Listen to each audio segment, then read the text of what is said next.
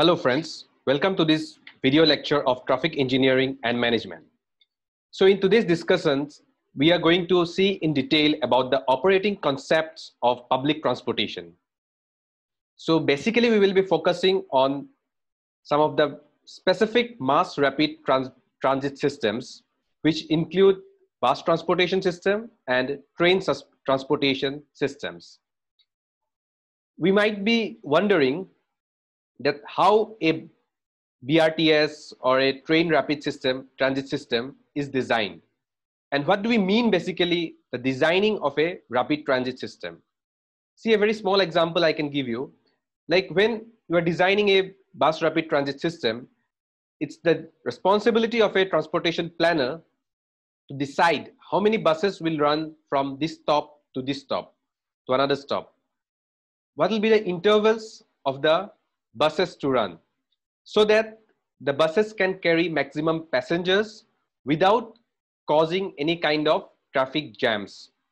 So all this, to understand all this, there is mathematics behind this. So let us see in today's discussion about some of the specific parameters of public transportation system.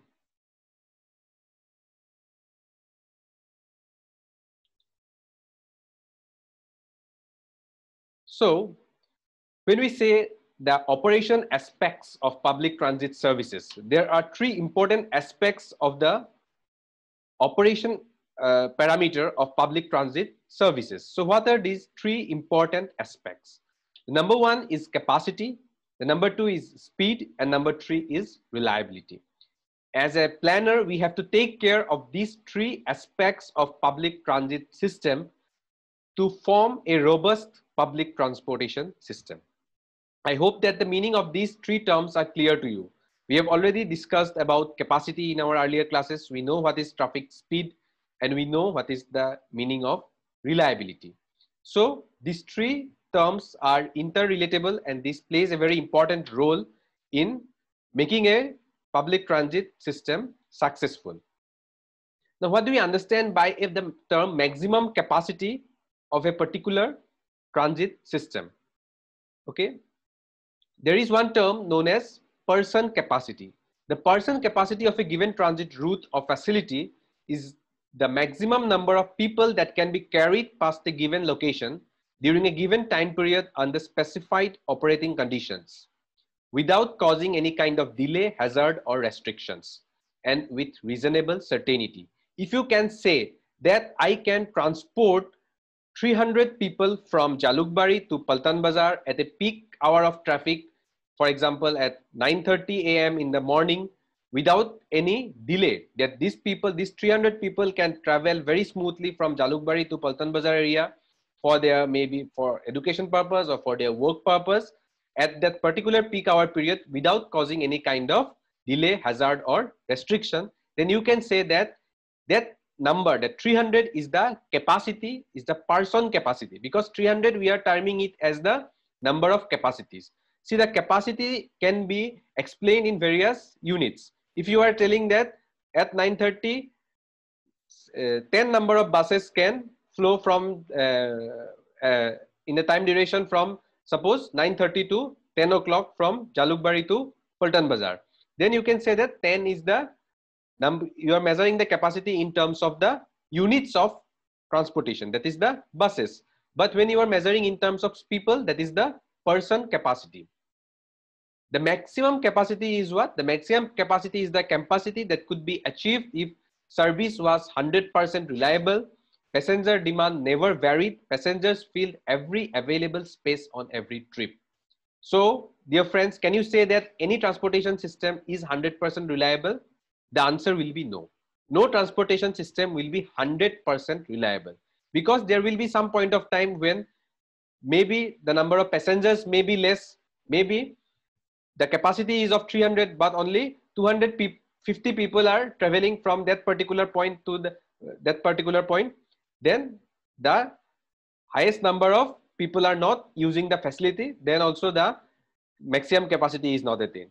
And in another way, if suppose the capacity is 300 and 350 people are willing to travel, then the 50 people are denied traveling, or they are traveling or because of that 50 number of people, there may be some kind of delay which is causing in the arising in the transportation system, then also we will say that the capacity is not at capacity maximum. So when it will be in maximum, when it will be 100% reliable, and for that the passenger demand should never vary, because the demand will not always remain 300. If the demand at today's point of time, if it is 300, maybe after 2 months the demand will increase, or it may sometimes decrease also due to certain external factors.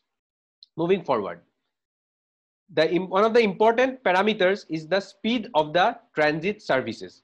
Okay, we used to measure speed in terms of kilometer per hour, isn't it?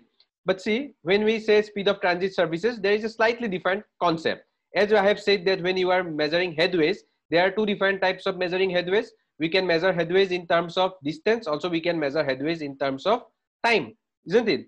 But when we say, when we talk about headways with a common person, the common person will always measure headways in terms of distance.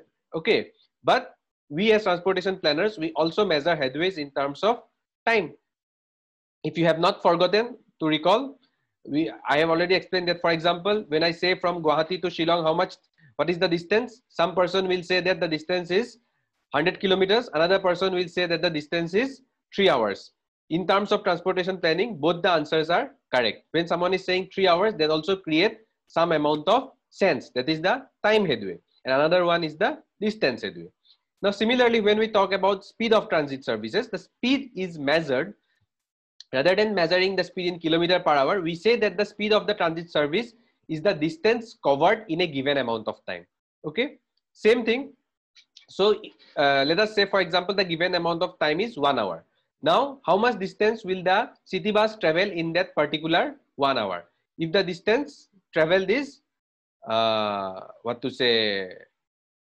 kilometers, then the speed is 20 kilometer per hour. So since we have taken the distance as unit, it is coming as 20 kilometer per hour. But if you are saying that if you are taking the distance as 30 minutes, and then you come out that suppose the distance travel is suppose 10 kilometers. So 10 kilometers in 30 minutes can also be one way of expressing the speed of the transit services. Okay, and the speed of the transit services depends on three important factors. The first factor is the running time.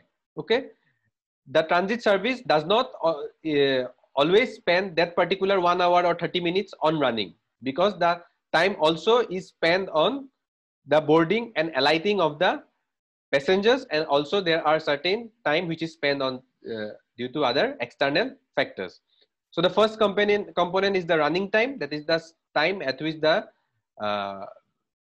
transit service is running. The second important factor is the passenger service time, that is the boarding and alighting time of the passenger. The passenger will not move from from the starting point to the end point. There will be several other passengers which will be using that particular transit services in different other intermediate points. So when those passengers who are using in the intermediate points, they will take some passengers will get down from the service in the intermediate points, and some will get on the bus or the train system in that intermediate service. So for that, there are certain amount of time will be required for that boarding and alighting. That is known as the passenger service time.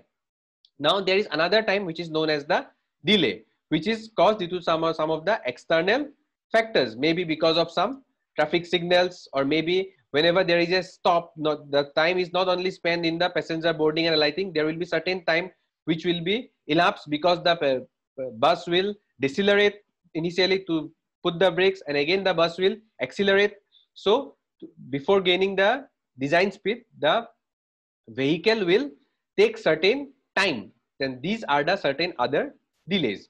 So basically you have to remember that the transit speed depends upon three important factors: running time, passenger service time, and delay.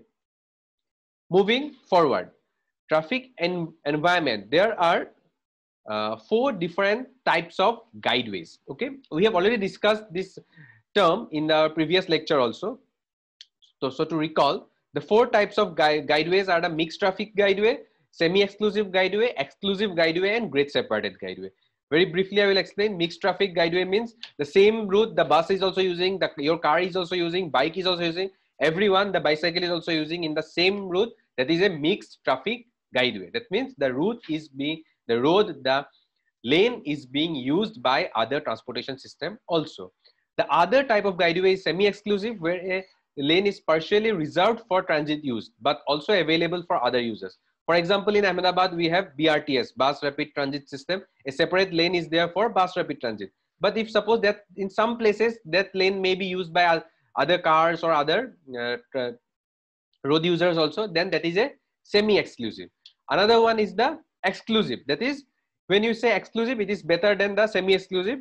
In most of the part, the route will be used by that particular transit system, maybe city bus or maybe railways. But in some places, even in the exclusive guideways, there are certain points where where there will be certain other users for maybe during the crossings. Okay.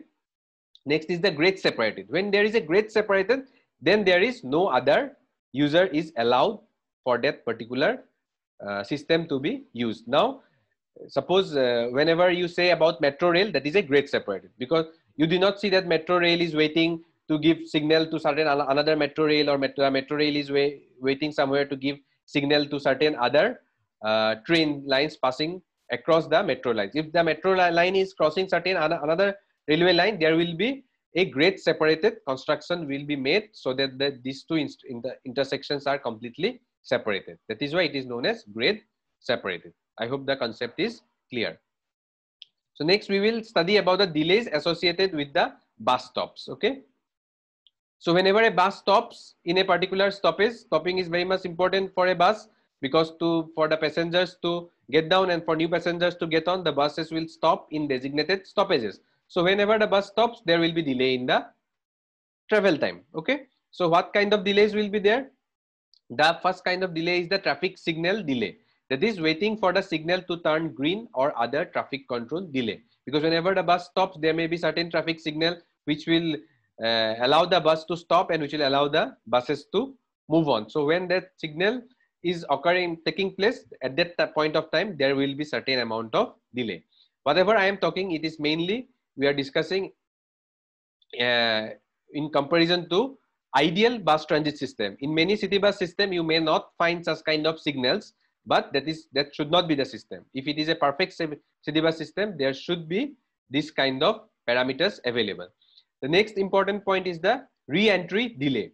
Whenever the bus stops, after the bus starts from the stopping, there will be certain time loss of time. A few seconds will be wasted, because of the bus will take certain time to again get itself on the bus lanes. Again, the next loss is the acceleration. That is, the bus will again take certain time to accelerate. It will not, if the bus was moving earlier at a speed of 40 km/h, it will not suddenly again start moving at 40 km/h. It will start from 0 to 40. It will take certain amount of time. So in that acceleration, also certain amount of delay will be caused.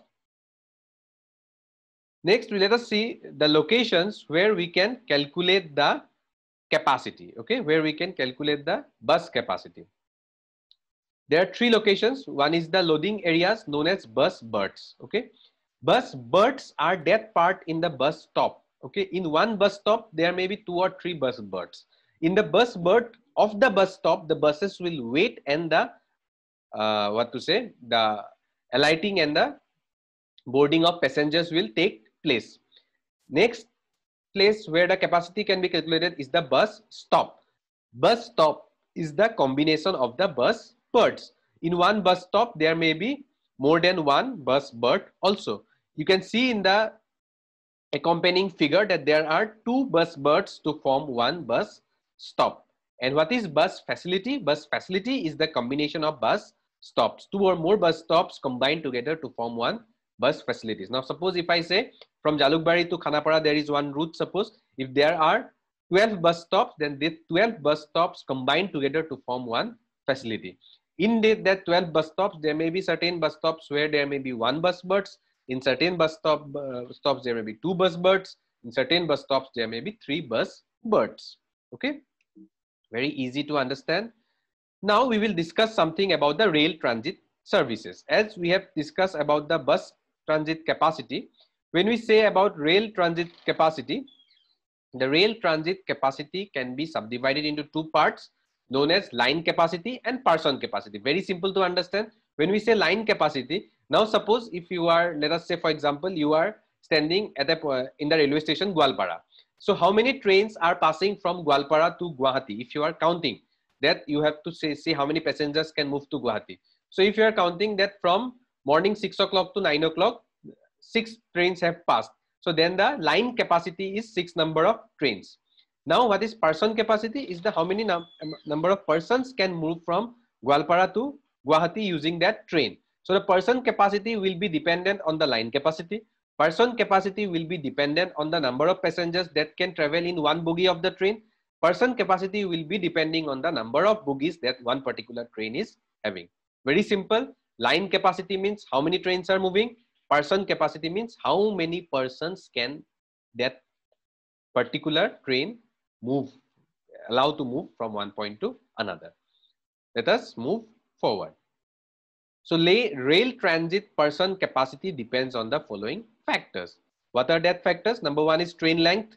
Number two is train car passenger capacity. Number three is peak hour factor. And number four is line capacity. I have already said that line capacity plays an important role in the passenger person capacity of a rail line. Okay. Moving forward. Average dwell time. What do we mean by the term dwell time or average dwell time? The dwell time at a stop for a bus consists of the time spent on opening the doors, boarding and alighting the passengers, and then closing the doors. Okay, that time spent when the doors of the bus open, then the people get down, people gets up the bus, then the door closes. That overall time is the average dwell time. So it is given as the summation of the maximum passenger flow time of all doors, then door opening and closing time, and third is the boarding lost time. A certain amount of time, a certain few seconds will also be lost apart from the door opening, door closing and boarding and alighting. Okay, it does not happen that suddenly the door opens and the people start going. It may take certain few seconds. The people before getting on the bus, the people will observe that whether the bus has completely stopped and the doors have completely opened or not. It may not be even a second, it may be a fraction of a second. That is the boarding loss time. In many calculations, we even consider boarding loss time as 0 because it is very much negligible in certain cases. Okay. So moving forward, operating margin. Okay. You will get lots of problems using these particular formulas. Okay. Operating margin is an allowance for longer than average dwell times if a bus dwells for more than average dwell time plus operating margin and the following bus is scheduled for the minimum headway, then the following bus will be delayed. Now see, for example, let me explain it to you very clearly. Suppose the total average dwell time is 30 seconds. Okay, bus stops, passenger gets down, passenger gets up and the bus moves. Okay, it takes 30 seconds. Now if suppose another bus comes after 30 seconds, will that another bus get an empty stop or not? You will say yes, but it may not be true always. Okay, because sometimes when you are calculating the average dwell time, suppose due to some reasons the dwell time increases and the following bus arises, then that bus will not get stopped and then the whole calculation will be disturbed. And that is why there is another time kept as operating margin. Why this operating margin is kept? It is similar to the factor of safety. When you are designing a building, you use the term factor of safety. Okay, if you have to use 1 kg cement, you are writing in the calculation to multiply a factor of 20% suppose, and you are using 1.2 kg cement. Why? So that to maintain a factor of safety. Similarly, the operating margin is the factor of safety in case of public transportation system. You are telling that the average dwell time for one bus is 30 seconds, but you are keeping another term known as operating margin so that the next bus does not arrive before the average dwell time and operating margin. If the next bus maintains a distance of average dwell time plus operating margin, then there will not be any kind of jam condition or any kind of chaotic condition in the transportation system. So operating margin is given as the product of coefficient of variation of dwell times multiplied by standard normal variable corresponding to failure rate multiplied by the average dwell time. So you have to multiply the average dwell time with CV and Z to get the operating margin. Now, operating margin is a very important term, okay, to actually design a bus stop. So let us talk about bus stop capacity now. Bus stop capacity and loading area capacity are very much important terms to design a particular bus stop, okay. So bus stop capacity is given as the product of loading area capacity and number of effective loading areas at the stop multiplied by the adjustment for traffic blockage, okay. So the important term here is the loading area capacity that you have to understand. So in this particular slide, you can see that the loading area capacity is given as the ratio of seconds in an hour available for bus movement. How much amount is available for the bus movement? That time, okay, in an hour, how many seconds are there? 3600 seconds. So is that total 3600 seconds available for bus movement? The answer is no, because it will depend on the green time. If there is a traffic signal which says that stop and green, red and green, red and green, stop and then go, then the amount of time available for bus to use that particular stop will actually depend on what? Will depend on the green time. Then divided by the seconds that a designed bus occupies the stop. How much seconds that a particular bus will actually occupy, including everything, including the operating margin, including the dwell time and any other losses, including everything, how much time one bus takes. Total time available in 1 hour, that much seconds. It is not 3600 seconds because it will be affected by the green time only. Divided by time taken by one bus is what? The total number of capacity, that this much amount of buses can actually avail that particular stop. That is the loading area capacity. Let us see in detail about the loading area capacity. So 3600, when you multiply it by G by C, that is the green time ratio, you will get the total time available in 1 hour. Divided by TC, that is the clearance time plus the average dwell time multiplied by G by C ratio, okay. Whatever is the average dwell time, you have to multiply it with the G by C ratio to get the particular time that is one particular bus will be using that particular stop, plus the operating margin. Z into CV into dwell time is the operating margin, which we have already discussed in our previous slides. So this total time is the denominator is the time taken by one particular bus. The numerator is the total time available. Total time available in 1 hour divided by time occupied by one particular bus will give you the loading area capacity. So when you get the loading area capacity, you multiply it by number of effective loading areas, multiply it by the adjustment for traffic blockage. What will you get? You will get the bus stop capacity, which is very, very important. Moving forward, we will discuss briefly about the non-interference headway for rail transit. Okay, the non-interference headway for rail transit, it is similar to that whatever we have said about dwell time for bus transit. The same thing, similar thing is expressed as non-interference headway or minimum non-interference headway for rail transit. That means that one train is going, another train will be using that particular station, that time should not be interfered. That is the given as the summation of critical station average dwell time, how much time one particular train will be using in one station, plus operating margin. As I have said, similar to that of buses, there will be one operating margin, because if one particular train is using suppose 5 minutes, another 1 or 2 minutes we have to take it as operating margin, plus the safe train separation time. It will depend on the signaling system. This summation is given as the non-interference headway, given as the summation of TCS, train control separation, plus TD control, that is average dwell time at the controlling station, plus TOM, that is the operating margin time in seconds. If you add all these three, what will you obtain? You will obtain the non-interference headways. Now let us see how do you calculate the person capacity of a train. We have already given the definition of person capacity earlier. What is the meaning of person capacity? It is the total number of maximum people that can be carried past a given location during a given time period under specified operating condition. I am not telling about the 100% or the maximum condition. It is the under the specified operating condition without unreasonable delay, hazard or restriction, and with reasonable certainty. How many people can be carried from one person to another location is known as what? Person capacity. So person capacity is given as the product of PC multiplied by capital T multiplied by NC into PHF. What is PC? Maximum design load per car. Per car means what? You will be confused now. You are talking about trains or what is car?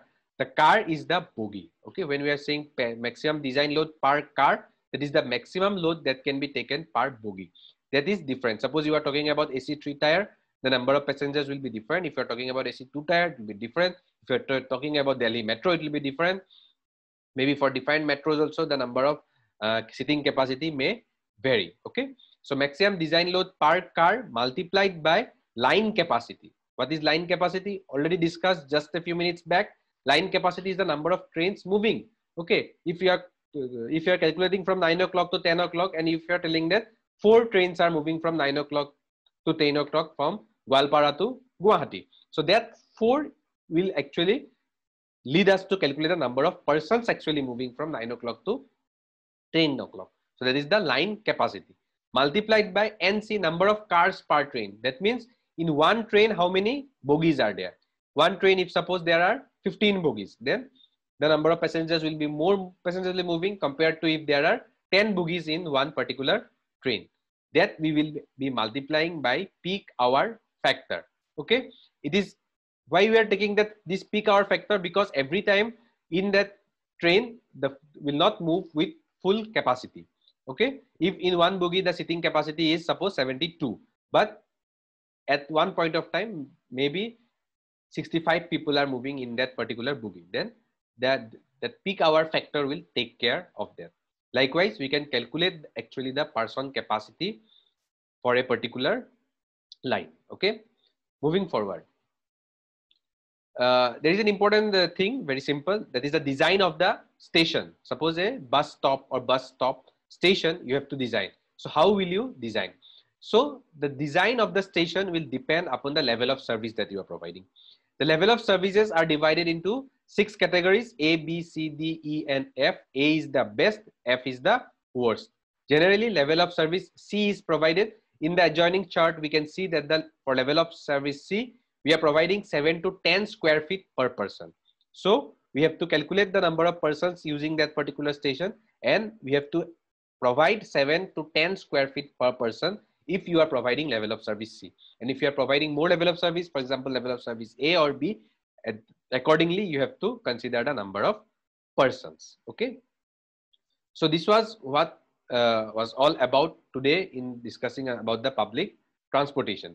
So basically, we have discussed a lot of many things about the bus transportation and train transportation, and mostly about the public transportation, that is the bus rapid transit system or the train rapid transit, rapid transit system, which is also metro rail is also a part of rail rapid transit system. So by